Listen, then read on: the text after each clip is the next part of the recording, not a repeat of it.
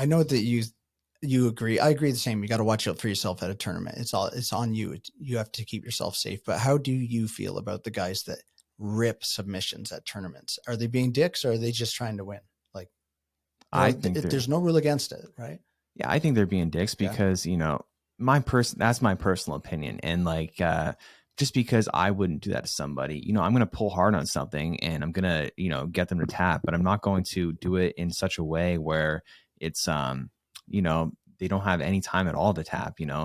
I'm not just going to crank the shit out of it. I'll crank it, but I'm not going to crank the shit out of it. I think there's like a fine line between like doing what you need to do and being a dick. I think it's almost a gentleman's agreement, or gentlewoman, whoever's fighting, gentle person's agreement that, okay, I'm going to give you just enough time to tap. And, but I see all the time. Yeah. I see all the time people on like Reddit or whatever it is being like, no, it's like, it's whatever, right? You got to do what you got to do. And I agree to some extent, but I think that there is like an extra level you don't need to go to. You can still 100% get that win and do what you need to do. But yeah, I think there's a little extra you don't need to go to. So yeah, go ahead, Joey.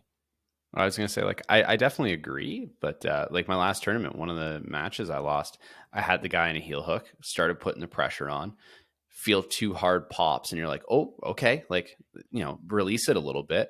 And the guy yanks his leg free and keeps going. I was like, oh, shit. Like, okay, we're like, I heard your knee. I heard your ankle pop, man. Like, that's not good. But he wanted to keep going. And like, looking back, if I had just kept twisting, like, I probably win that match.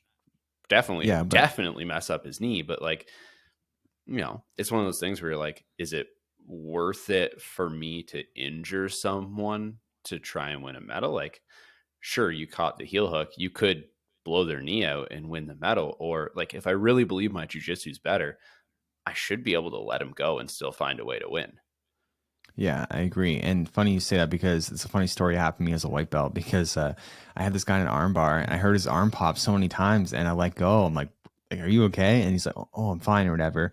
And then I just arm bar him like 5 seconds later because I knew I was better than him. I know I'm going to beat you anyway. So it didn't even phase me. It's like, whatever, I'm going to beat you. But like, I do agree with you and I don't want my words misconstrued by anyone. I definitely think you should put in that 100% into the submission, but not that like 110 into it. So I think that's just what I mean, because that young dude that we're talking about, again, I forget his name. Yeah. It's just so fast. The way he does it faster than other people. Like everyone wants to win, and when they have a heel hook on someone, they're going for it to get the win. But it's just that little bit of extra. Just like I'm not too much of a fan of that. But yeah, I do agree. You got to do what you got to do because people will hold out on things, let things break. I mean, I did that once. It was someone had me ankle lock and.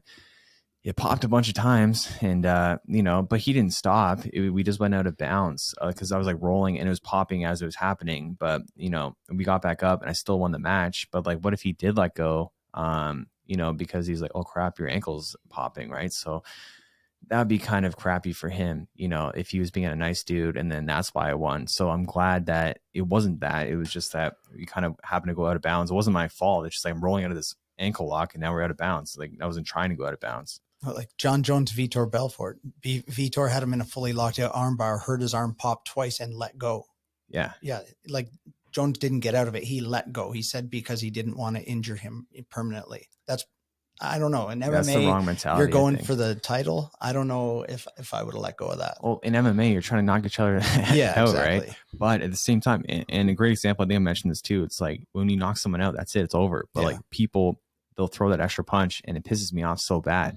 When I see like a punch after someone's knocked out, I instantly lose respect for that person. Like, of course, maybe in the heat of the moment, you're not thinking, but like, there's definitely cases where, you were thinking like Dan Henderson versus Bisping. That was just that was like a revenge shot. And like, you just don't do that to somebody. Bisping was knocked out cold and you're going to do a one hard shot, another hard shot, like a leaping shot and try to like break his jaw and everything like that. Like, come on, man. Like, to add insult to injury, he used it as the silhouette of him doing that as his logo.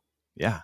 Dan Henderson's. Yeah. I know. I think that's so awful. It's crazy because we're competitors at the end of the day. Even if you don't like the guy, we're competing against each other. We gotta have respect for each other. That like we should never try to cause like physical harm to somebody intentionally. We should try to do everything we can to win, but not, that's just extra. So that's all my point.